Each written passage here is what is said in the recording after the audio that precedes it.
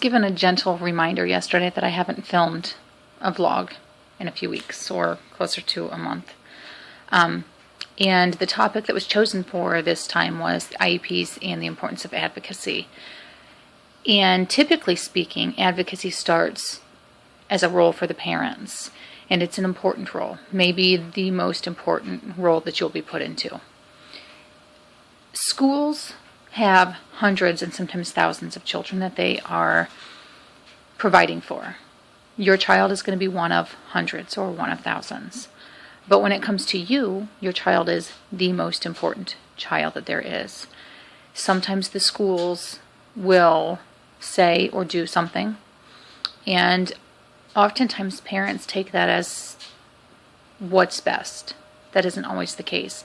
It's really important that you are the strongest advocate for your child. You know your child better than anybody else, better than the schools, better than the service providers. You know them better than anybody else. And the school, their ultimate goal for your child should be the same goal that you have for your child. And it's a goal that you should set and your family should set. And if your child is capable, your child should help set. That goes along with their IEP. It is important that as a parent you make sure that the services that your child needs to be successful are on their IEP. But it's also important that you understand that you could have the best written IEP, but it's only going to be as good as the providers, whether that is how they're trained or their understanding of your child's IEP. If they don't know your child's IEP and know what's on it, doesn't matter how well your IEP is written, it's not going to be worth anything. The same goes for the type of services that are being provided. If you have a teacher who's teaching 25 kids and is IEP holder for 25 children, how well are they going to provide the services that your child needs? You have to understand that to the school, they're going to do what they have to do. They're not going to volunteer information. Chances are they're not going to offer supports unless you bring it to their attention. You need to know what services your area provides.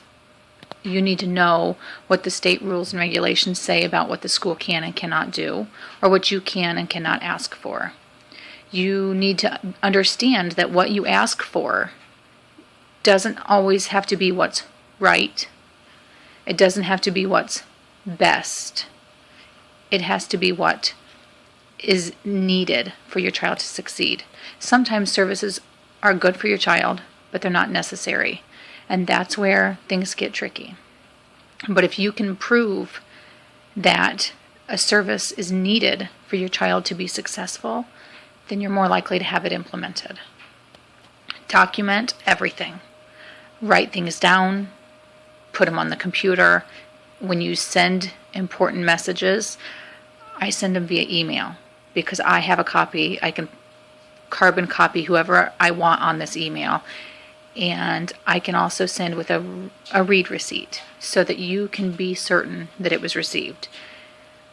You have to understand that you're on a timeline. If you request an evaluation, the school is under a specific amount of time in order to get that evaluation done. Make sure everything that you do is done in writing.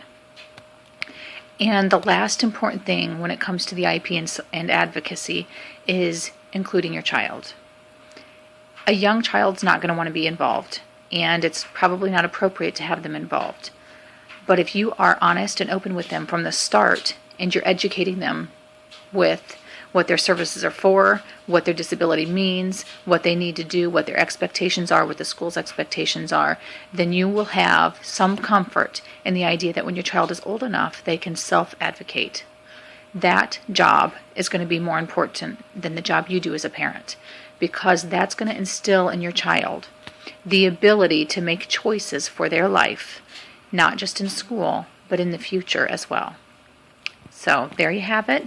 Some important things to remember on IEPs and advocacy. And I'd love your feedback, and I would also love your suggestions or questions for future vlog subjects.